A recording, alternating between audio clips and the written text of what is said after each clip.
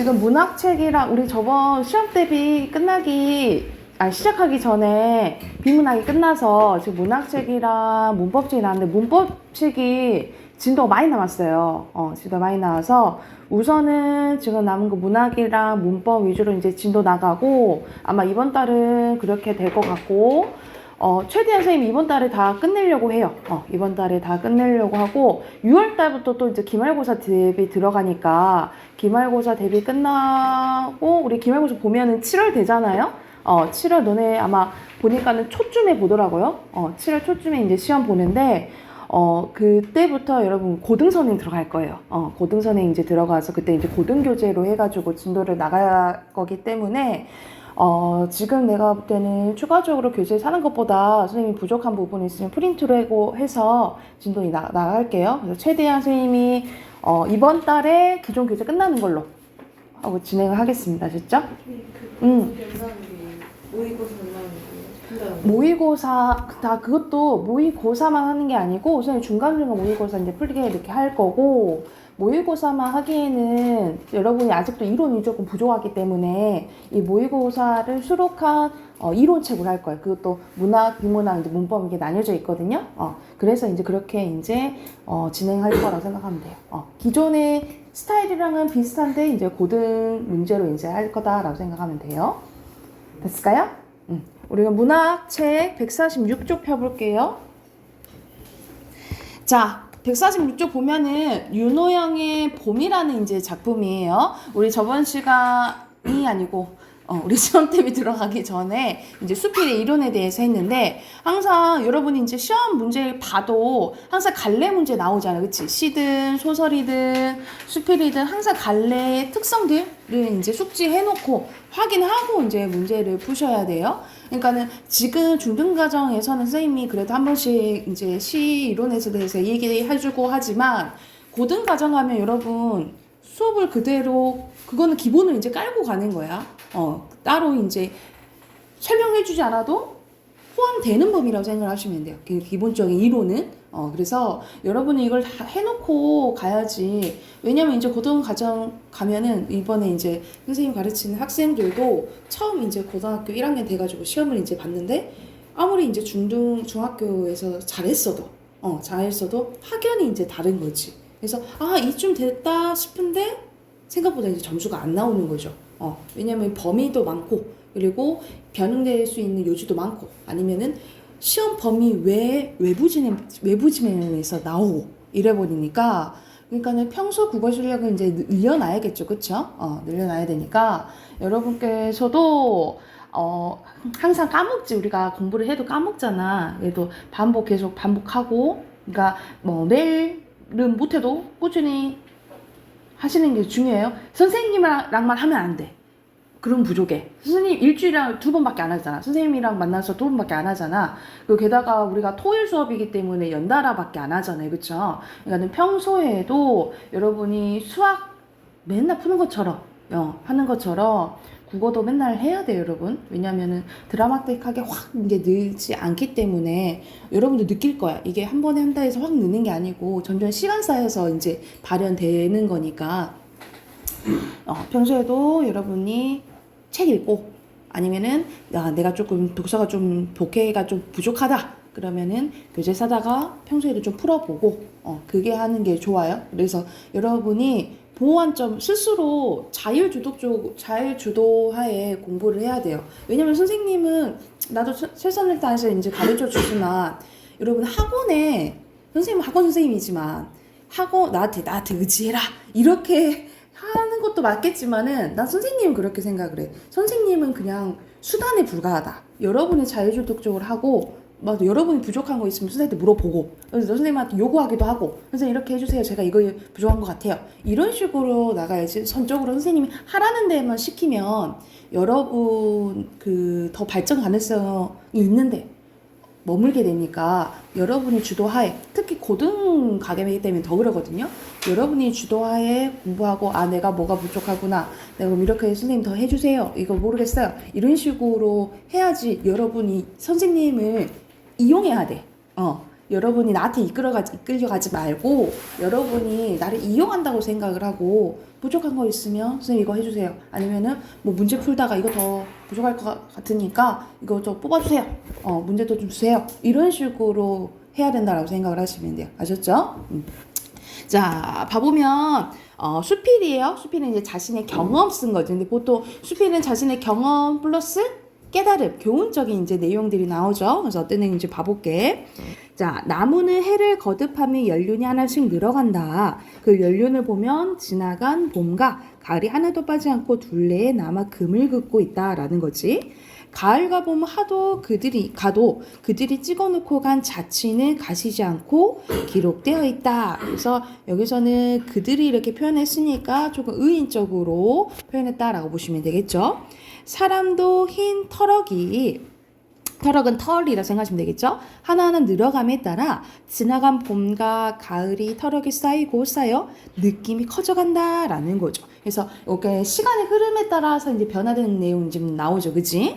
꽃을 보고 반기는 소녀의 봄은 꽃뿐이지만 꽃을 캐는 소녀를 아울러 봄으로 느끼는 봄은 꽃과 소녀들이다. 사랑을 노래하는 청춘의 봄은 화려하고 찬란한 봄이지만 그것을 바라보고 느끼는 봄은 인생의 끝없는 봄이다 라는 거죠. 누가 봄을 젊은이의 것이요 늙은이의 것이 아니라고 하던가. 우리 보통 봄은 막 파릇파릇 해가지고 청춘 이런 거 의미를 하잖아, 그치? 근데 이 사람이 얘기하기는 항상 봄은 젊은이의 것이 아니다 라고 이제 얘기를 하는 거죠. 그래서 보통 우리가 생각하는 봄의 이미지를 달리 생각했다라고 보시면 돼요. 보세요. 우리가 일반 사람들이 생각하는 생각을 통념이라고 하거든요. 그래서 이건 일반적인 통념과 다른 것을 얘기했다라고 생각하시면 되겠죠. 그래서 밑에다 써놓을게. 이거는 이제 일반적인 봄의 일반적인 통념을 뒤집어서 표현했다라고 보시면 돼요. 봄의 일반적인 통념을 뒤집어서 얘기한 부분이라고 보시면 돼요.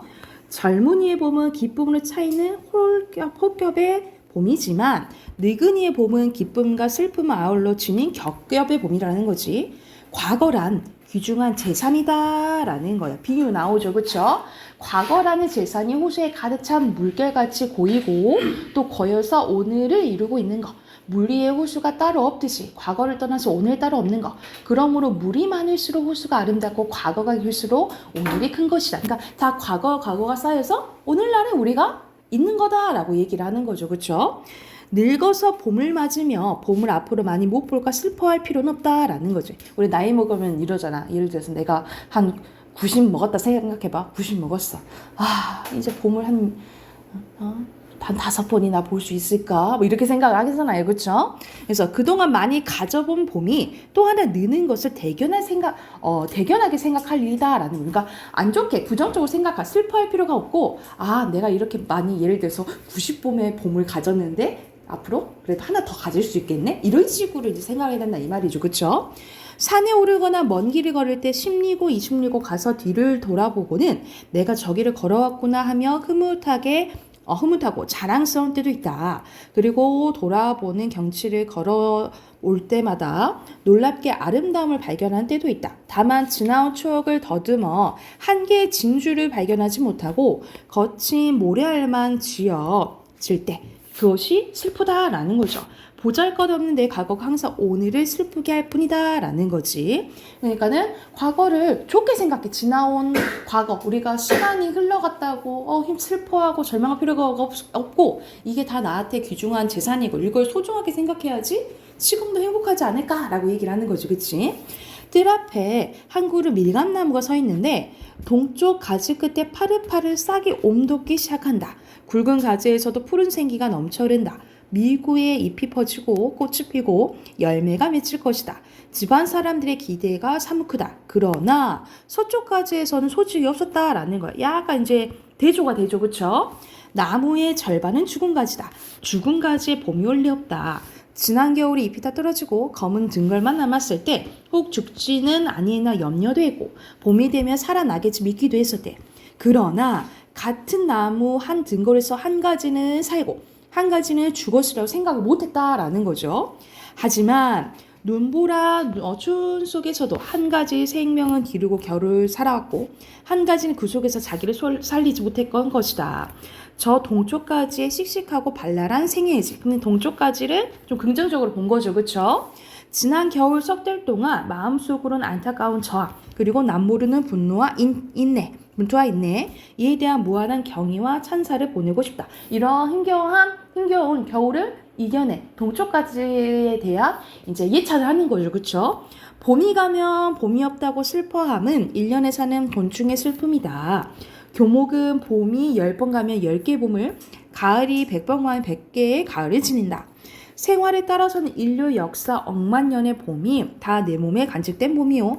생각에 따라서는 잊지 못할 뚜렷한 봄이란 또 몇 날이 못 될 것이다. 그러므로 오랜 세상에 머물러 봄을 여러 번 보는 것이 귀한 게 아니라 뭐가 중요하다 이 말이야.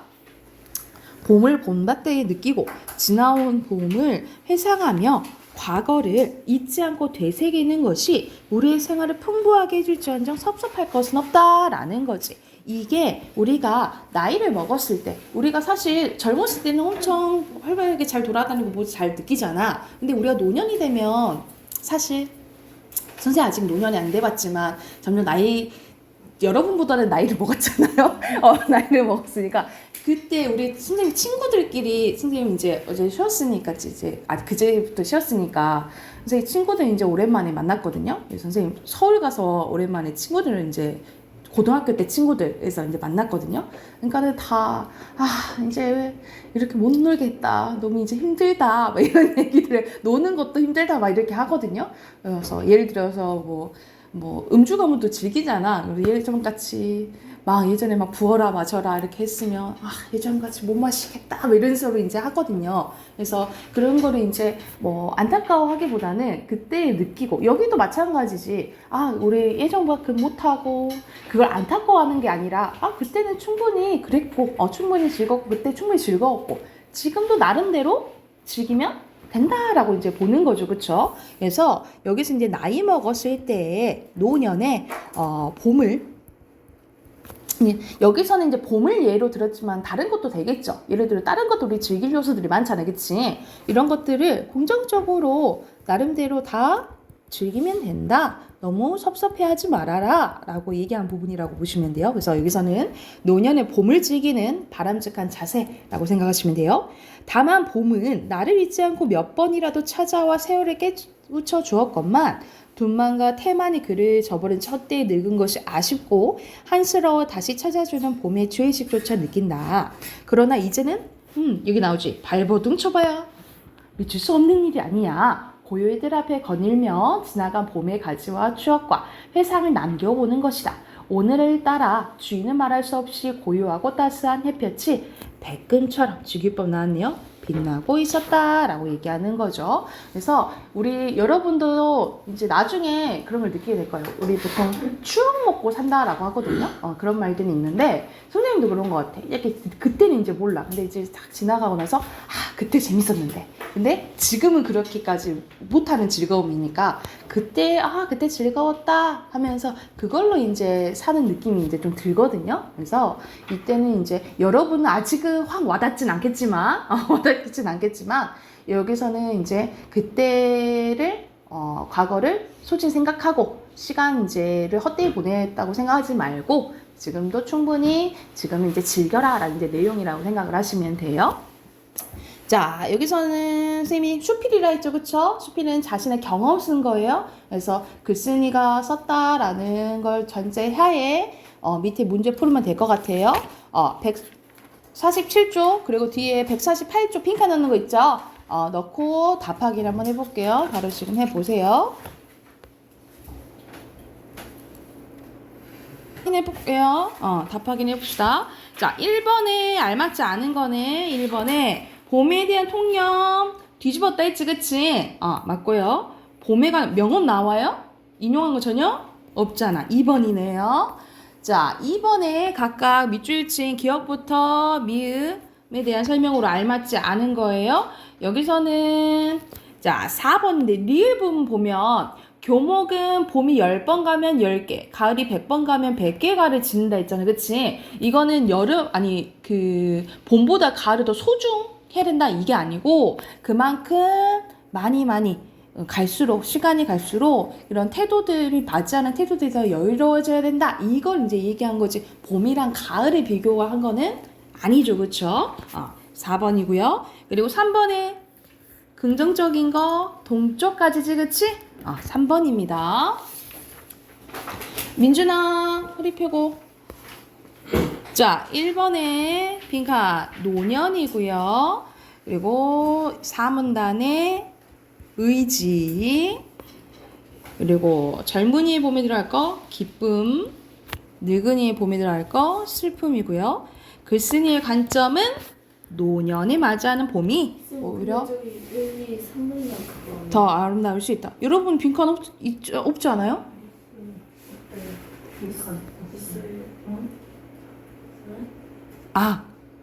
본교재는 그거랑 달라서 그래요. 이거는 안 해도 돼요. 본교재랑 이 교수님 보여주는 교재랑 달라. 선생님 여러분 뽑아주는 교재랑 달라서 그래요. 아셨죠? 그리고 여러분 여기서 나무의 나이테와 사람의 털에 대해서 비슷한 점을 가지고 추론하는 거예요. 그래서 비슷한 점을 가지고 공통점을 가지고 추론하는 거 우리 유추라고 해요. 그러니까 유추고요. 그리고 대조, 재산, 그리고 물결 넣으시면 됩니다. 됐을까요? 자, 뒤로 우리 문법 꺼내봅시다. 문법 98쪽 할 차례예요. 이거 3학년 그거 아니에요? 맞아요. 우리 이 부분 제일 중요한데 여기 출판사에 따라서 나온 그 때가 다르거든요. 그래서 여러분은 2학기 때 아마 나올 거예요. 2학기 때 이 부분이 나오는데 우리 앞에 이어진 문장까지 했었지, 그치? 우리 다시 한번 이제 복습을 해보면 우리가 문장은 혼문장과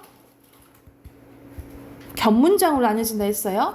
혼문장과 겹문장이 나뉘어지는 기준은 우리가 주어와 서술어의 개수라고 보시면 돼요. 주어와 서술어의 개수가 하나 나오면 혼문장, 2개 이상 나오면 겹문장이라고 했어. 근데 우리가 주어랑 서술어 알잖아, 그치? 근데 주어랑 서술어 중에 여러분 주어는 생략되는 경우가 많아요. 그래서 서술어의 개수를 잘 찾아야 되는데 여러분 서술어에 올 수 있는 품사는 뭐 있지? 3가지가 있어요. 동사, 그렇지. 동사랑 형용사, 서술격 조사, 이다. 그렇지. 서술격 조사 이다. 이 3가지가 올 수가 있어요. 그러니까 여러분 헷갈리는 게 우리가 영어는 주어, 동사, 목적어 순이잖아. 그러니까 여러분 동사만 이렇게 찾으면 되잖아. 영어 영문에서는, 그치? 그런데 우리는 동사만 올 수 있는 게 아니라 서술어에 동사, 또 형용사, 그리고 서술격 조사 이다가 올 수 있어. 이게 들어간 게 뭐가 된다?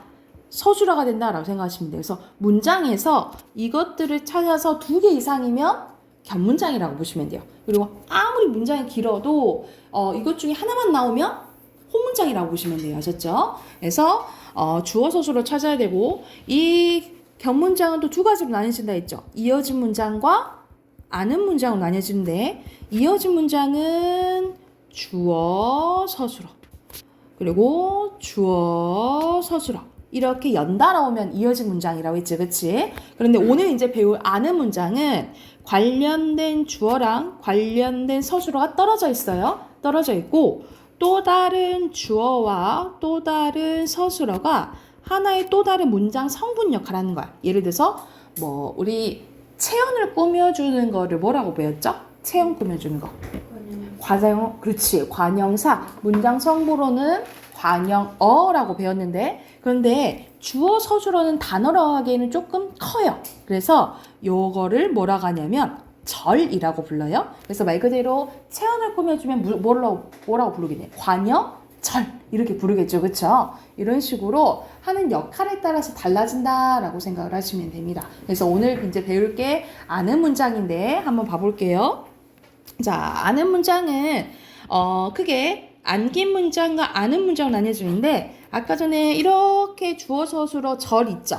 이 절을 같은 말로 안긴 문장이라고 해요. 그래서 다른 문장 속에 들어가 하나의 문장 성분처럼 쓰이는 문장이라고 보시면 됩니다. 그래서 같은 말로 무슨 절이라고 한다라고 생각하시면 돼요. 무슨 절. 자, 그리고 겉으로 아는 문장은 이 안긴 문장을 포함한 견문장, 이 문장 전체를 아는 문장이라고 한다라고 생각하시면 됩니다. 그래서 안긴 문장은 여기 나오죠. 절의 형태로 다른 문장에 안기는데 이 문장에서의 역할에 따라서 뭘로 나눠진다? 명사절, 관형절, 부사절, 서술절, 인용절 이렇게 5가지로 나눠진다라고 보시면 돼요. 다시 한번 어떻게 나눠진다고? 문장에서 하는 역할에 따라서 명사절, 관형절, 부사절, 서술절, 인용절 이렇게 이제 나뉘어져요. 그러면 하나씩 천천히 봐볼게. 자, 먼저 명사절입니다. 명사절은 명사 역할을 한다라고 생각하시면 되거든요. 그래서 명사 역할은 주어, 목적어, 부사 역할을 한다라고 생각하시면 돼요. 예시를 한번 봐볼게. 밑에 예시가 있지? 자, 나는 선생님 주어를 S라고 하고 서술어를 P라고 간단하게 할게요. 자, 나는과 관련된 서술어 뭐야? 나는 기다렸다. 그치? 기다렸다라는 거야. 근데 뭘 기다렸어? 그가 오기를. 여러분, 그가 오기를 보면은 전체적으로 를이 붙었잖아. 그치? 네. 우리 을에 붙으면 무슨 어죠? 목적어. 그렇지. 목적어야. 그러니까는 얘 자체가 목적어 역할을 할 수 있다라는 것은 르이 붙어서 여기 앞에가 명사라는 소리거든요. 근데 명사라고 보기에는 너무 크네. 왜? 그가 온다. 주어 서술어가 있지. 그치? 그래서 얘를 뭐라고 부른다 이 말이야. 단어라고 하기에는 너무 크니까 명사 역할하는 명사절이라고 부른다라고 생각하시면 되겠죠. 특히 기동그라미 이런 기동그라미에서 자, 여러분 오다는 품사가 뭐야? 기본이 오다. 동사. 오다는 그치 동사죠. 그쵸? 동사인데 오기 하면서 기가 붙어서 일시적으로 명사로 만들어주는 거예요. 그래서 이 기를 뭐라고 하냐면 일시적으로 명사로 만들어주는 명사형 전성, 성질을 바꿔준다 이 말이야. 전성 어미라고 해요. 우리 단어 끝에 붙은 거를 어미라고 하거든요. 특히 자 성질을 바꿔주는 뭐라고 한다고? 전성어미라고 한다라고 생각하시면 돼요. 그래서 자 여러분 여기 써져 있지? 명사형 특히 어미 중에 전성어미예요. 전성어미 기나 음이 붙으면 명사절이구나 포인트를 얻으시면 돼요. 기나 음이 붙으면 무슨 절? 명사절이라고 힌트를 얻으시면 된다라고 보시면 되고요. 이것 때문에 이거를 이제 확실히 해놔야 돼요. 이렇게 확실히 해놓으면 진짜 쉽거든요. 근데 이게 기초가 좀 안 돼 있으면 예를 들어서 품사, 문장 성분 이게 안 돼 있으면 이거를 너무너무 어려워해요. 이거 애들이 문법 중에서 가장 어려워하는 부분이거든요. 그래서 여기서는 조금 외울 거는 조금 외워놔야 돼요. 아셨죠? 자, 그러면 관형절입니다. 선생님 관형사나 관형어 생각하면 뭐 꾸며주지? 뒤에 있는 체언 꾸며주죠. 그쵸? 그래서 관형어 역할한다라는 것은 체언을 수식해준다라고 보시면 돼요. 체언에는 뭐 있는데 여러분? 품사, 명사, 또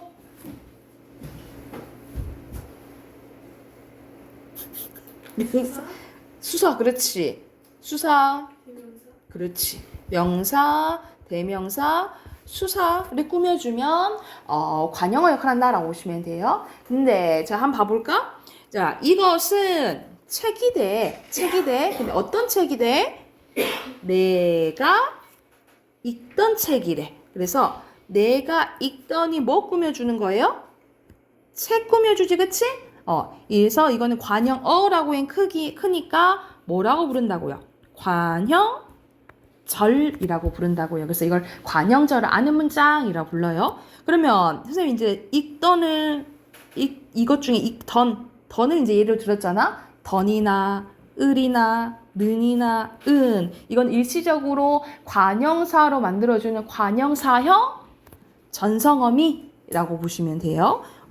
이것들을 뭐라 부른다고?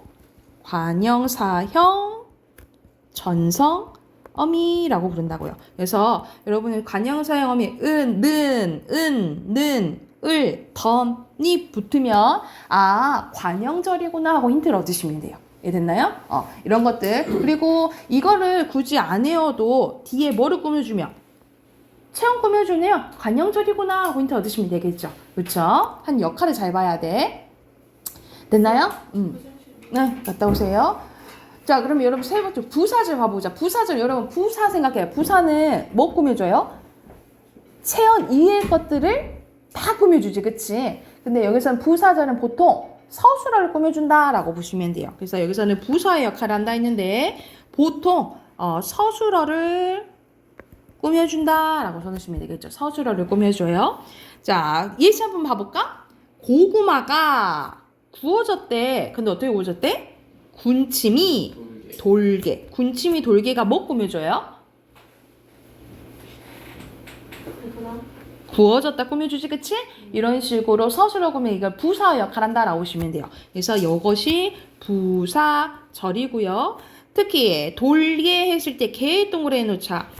돌다는 군침이 돌다, 군침이 돈다. 그러니까 동사잖아, 그치? 이 동사를 부사로 만들어주는 이 개가 얘들 또 뭐라고 했어? 부사형, 전성, 어미라고 부르겠죠. 그래서 부사형 전성 어미에는 이게 도록 생각하시면 돼요. 이게 도록, 이게 도록 생각하시면 돼요. 이게 도록이 붙으면 무슨 절?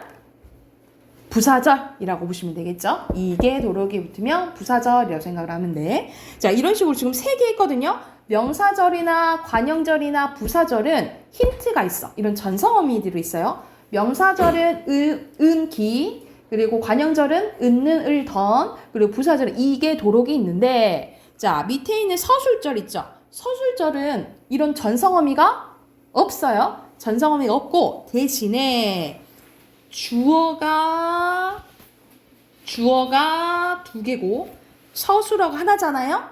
그러면 뒤에가 서술절이라고 생각하시면 돼요. 주어가 2개고, 서술어가 하나면 뒤에가 무슨 절? 서술절이라고 보시면 돼요. 그래서 대표적으로 토끼가 귀가 길다 하면 귀가 길다가 이제 서술절이 된다라고 생각하시면 돼요. 또 다른 예는 예를 들어서 민경이는 많다. 뭐가 많을까? 그렇지. 돈이 많다 하면은 주어 서술어 이런 식으로 주어 서술어 주어가 2개고 서술어 하나면 뒤가 무슨 절? 서술절을 생각하시면 돼요. 예를 들어서 또 선생님은 돈이 많다 해버렸네. 뭐라 하지? 착하다. 뭐가 착하다? 마음씨가 착하다. 이런 식으로 하면 주어가 2개고 서술어 하나면 뒤가 서술절을 생각하시면 되겠죠. 이해됐나요? 그리고 마지막 인용절. 우리가 인용 들어봤지? 인용은 다른 말을 갖고 오는 거잖아. 그치? 갖고 오는 걸로 말 그대로 자 이런 식으로 희재가 말했대. 어떻게 말했대? 영화 보러 가자 라고 이런 식으로 큰 따옴표나 라고가 붙으면 직접 인용이에요. 직접 인용. 근데 주어가 주어 서술어. 근데 영화 보러 가자 자, 큰 따옴표가 없고 그냥 고가 나오잖아요. 그러면 간접 인용이라고 생각을 하시면 돼요. 간접 인용. 자, 다시 한번 인용절은 다른 사람의 말이나 생각을 갖고 온 거예요. 그래서 말 그대로 그대로 갖고 오면 직접 인용, 말 그대로 바꾸면 간접 인용인데 직접 인용격 조사는 이건 조사예요. 인용격 조사 라고가 붙고요. 간접 인용절에는 간접 인용격 조사 뭐가 붙어요? 고가 붙는다라고 보시면 돼요. 아까 전에 위에서는 어미라고 불렀죠. 그치? 어미라고 불렀는데 얘는 뭐야? 조사예요. 조사. 조사라고나 고가 붙는 게 인용격 조사라고 생각하시면 돼요. 그래서 자 아는 문장에는 하는 역할에 따라 몇 가지? 5가지 있어요. 명사절, 관형절, 부사절, 서술절, 인용절 이렇게 있다라고 생각하시면 되겠죠. 그래서 예시문 보시면서 잠깐 밑에 이제 한번 봐볼까? 밑에 서술어 영주는 예쁘다지? 관련된 서술을 찾는 거예요. 펭귄은 있는 거죠? 나는 아닌 거죠. 그치? 근데 봐봐 문장 분석 다 해보면 자, 영주는 예쁜데 뭐가 예쁜 거야? 눈이 예쁜 거야. 그럼 얘가 서술절이에요. 그쵸? 그리고 펭귄은 있는데 뭐가 있는 거야? 날개가 있는 거야. 그럼 이것도 주어 두 개고 서술 하나니까 무슨 절이야? 서술절. 얘도 서술절, 얘도 서술절이야. 근데 여러분 잘 봐야 돼. 봐봐. 나는 아니다야. 근데 뭐가 아니야? 천재가 아니다. 선생님 이거 주어 아니에요? 근데 여러분 되다 아니다 앞에서는 뭐라 했지? 주어가 아니고 보어죠. 그렇죠. 보어예요. 그래서 이거는 서술절이 아니라 그냥 혼문장이야. 주어, 서술 하나 있잖아. 나는 여기 천재가는 보어예요. 그래서 여러분 이거 헷갈리면 안 돼. 되다 아니다 앞에는 뭐야? 보어라고 생각하시면 돼요. 그래서 이거는 여기서 천재가는 가 붙었다 해서 주어 아니에요. 보어예요. 그래서 이렇게 서술절이랑 혼문장 헷갈리는 경우 있거든요. 이거 잘 구별하시면 된다라고 생각하시면 됩니다. 그러면 옆에 99쪽 있잖아요. 99쪽부터 우선 101쪽까지 풀게요. 101쪽까지 문제 풀게요.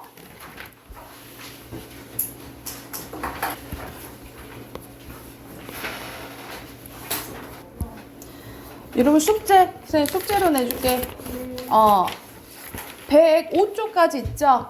105쪽까지 체크. 105쪽까지 숙제로 해오시고 어휘 다음 주 토요일 날 볼게요. 7, 8 외워오시면 돼요. 아셨죠? 하고 이거는 그때 다시 문제풀이 다 확인하고 설명해 줄게요.